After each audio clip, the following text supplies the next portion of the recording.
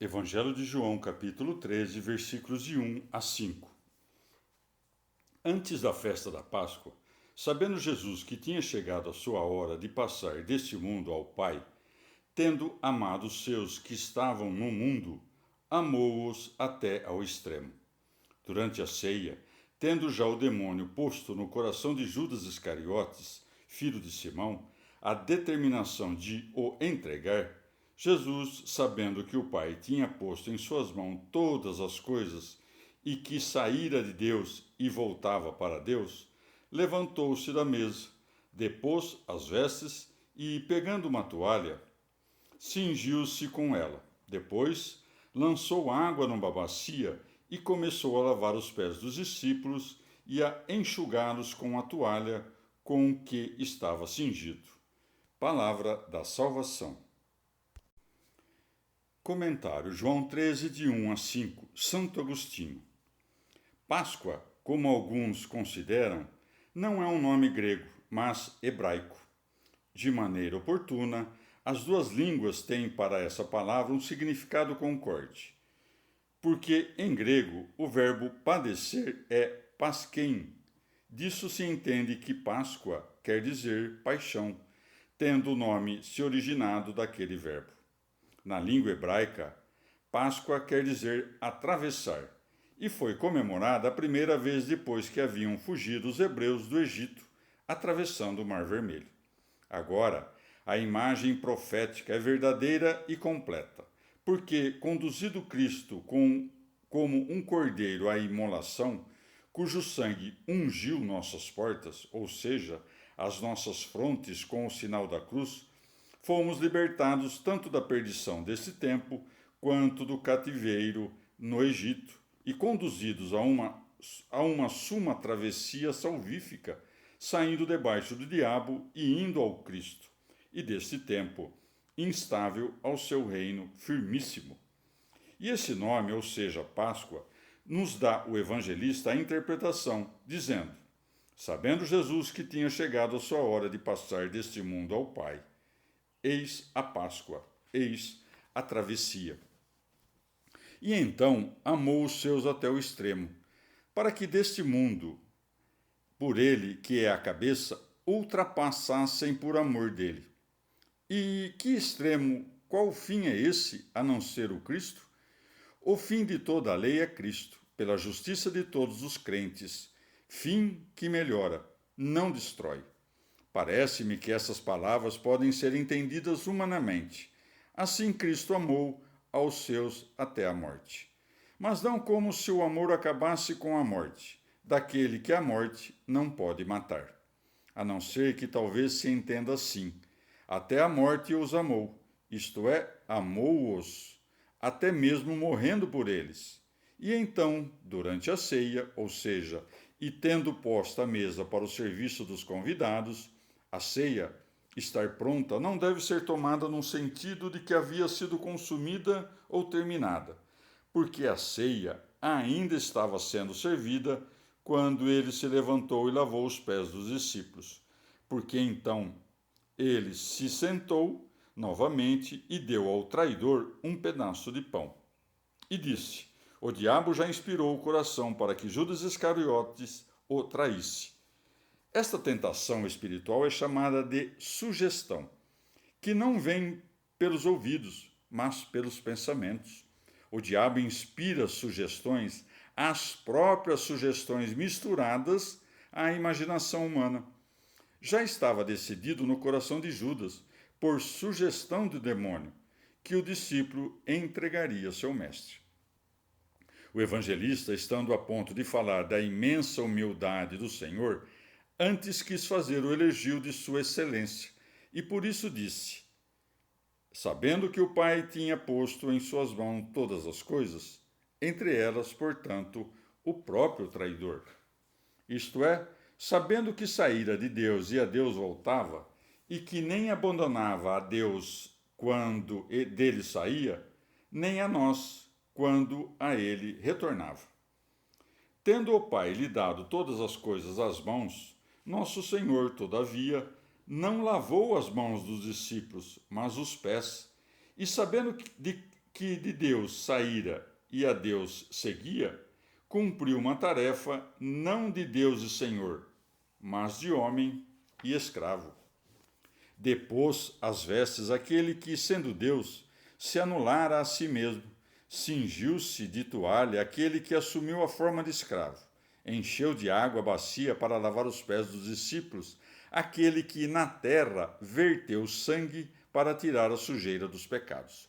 Ora, com a toalha de que estava cingido, enxugou os pés que lavara, assim como com a carne de que estava vestido, firmou os passos dos evangelistas, e para cingir-se da toalha, depôs as vestes que levava, já para receber a forma de servo, quando anulou a si mesmo.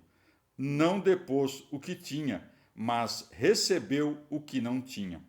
E para ser crucificado, foi despojado de suas vestes e morreu envolto de uma toalha, e toda a sua paixão é nossa purificação. Evangelho de João, capítulo 13, versículos de 6 a 11. Chegou, pois, a Simão Pedro. Pedro disse-lhe: Senhor, tu lavares-me os pés? O que eu faço, tu não o compreendes agora, respondeu-lhe Jesus, mas compreendê-lo-ás depois. Pedro disse-lhe: Não me lavarás jamais os pés. Se eu não te lavar, respondeu-lhe Jesus, não terás parte comigo. Simão Pedro disse-lhe: Senhor, não somente os meus pés, mas também as mãos e a cabeça. Jesus disse-lhe: Aquele que se banhou não tem necessidade de se lavar, pois todo ele está limpo. Vós estáis limpos, mas não todos. Ele sabia qual era o ia entregar. Por isso disse: Não estáis todos limpos. Palavra da salvação. Comentário João 13, de 6 a 11, Santo Agostinho. O que significa essa palavra tu? O que significa essa outra me, de lavares-me? São antes para ser meditadas do que ditas, sob risco de a língua não conseguir desenvolver o que a alma concebeu dignamente delas. Não devemos acreditar que Pedro não aprovasse ou rejeitasse algo que outros já haviam permitido antes dele. E, desse modo, não se pode entender que outros já haviam sido lavados antes dele e que Jesus veio a ele depois dos outros. Quem ignora que o Santo Pedro era considerado o primeiro dos apóstolos, mas Cristo começa com ele.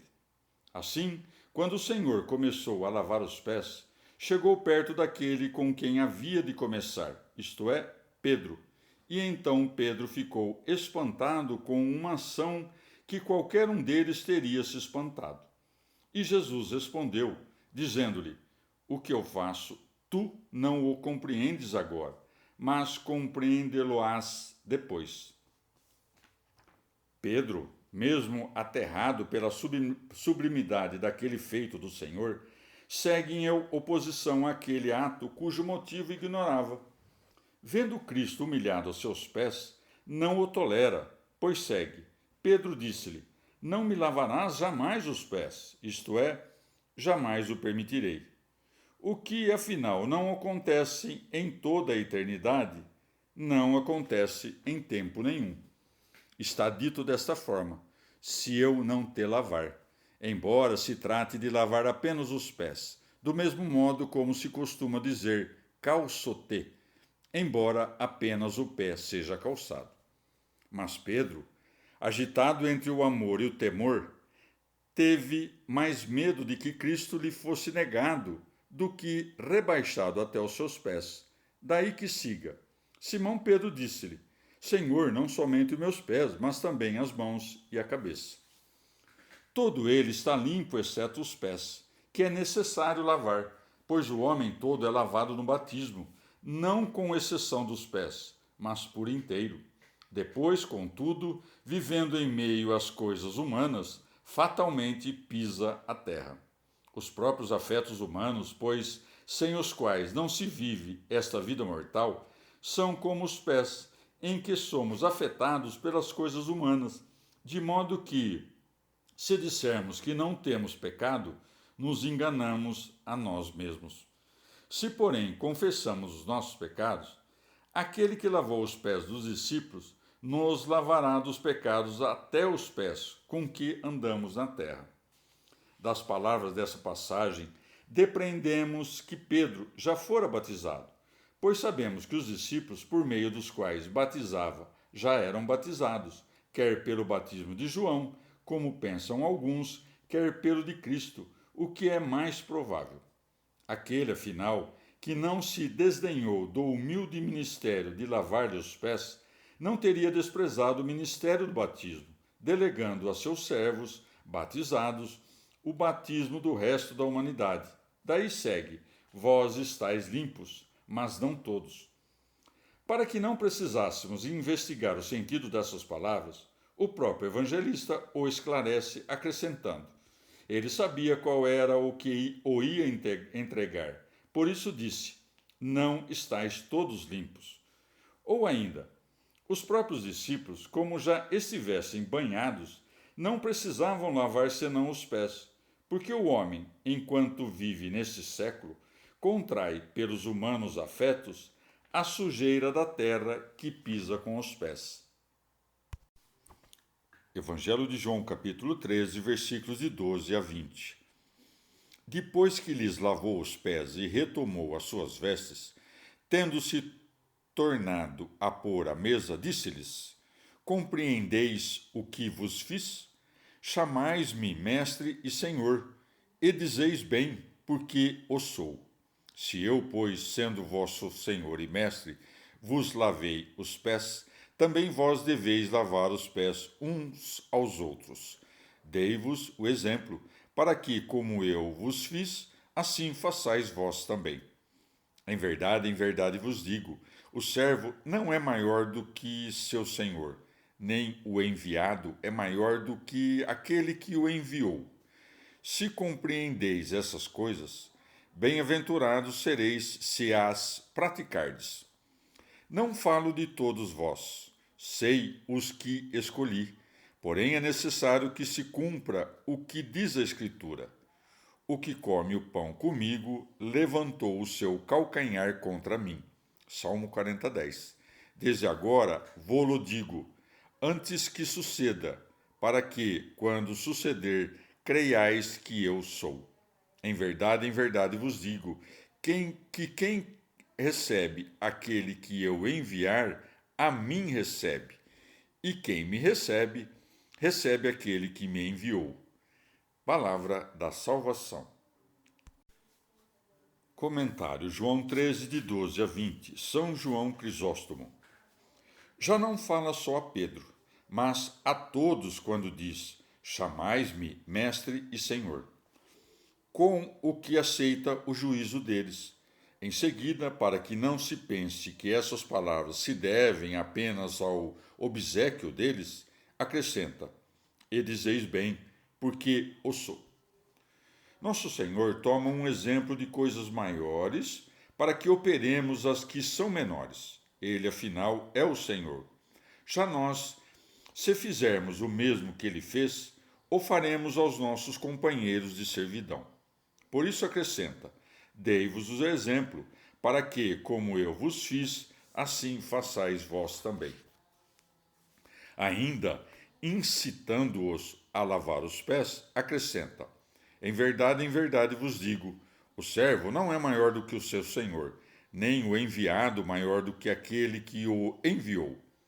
Que é como se dissesse: se essas coisas foram feitas por mim, cumpre muito mais que sejam feitas por vós. Pois compreender, todos compreendem, praticar, porém, nem todos. Em seguida, nosso Senhor repreende o traidor não às claras, mas nas entrelinhas, dizendo: não falo de todos vós. Em seguida, para não entristecer muitos de seus discípulos, acrescenta: porém é necessário que se cumpra o que diz a Escritura. O que come o pão comigo levantou o seu calcanhar contra mim, mostrando que não era desconhecedor da futura traição, e que era mais do que capaz de coibir a Judas. E não disse: me trairá, mas levantará contra mim seu calcanhar, querendo com isso representar o ardil e a ocultação da emboscada. Ora, nosso Senhor diz: quem come comigo do pão, isto é, quem é por mim alimentado, quem comungou da minha mesa, para que, quando sofrermos algum mal da parte dos nossos servos ou de gente mais relés que nós, não nos escandalizemos, mas voltemos os olhos ao caso de Judas, que, enriquecido de infinitos bens, pagou com o mal seu benfeitor. Como, pois, os discípulos haviam de sair para pregar e sofrer muitas coisas, nosso Senhor os consola de dois modos. Primeiro, prometendo-lhes seu próprio favor ao dizer: bem-aventurados sereis se as praticardes. Depois, prometendo o dos outros, já que haviam de receber muitos benefícios dos cuidados dos homens, daí que acrescente: em verdade vos digo, que quem recebe aquele que eu enviar a mim recebe, e quem me recebe, recebe aquele que me enviou.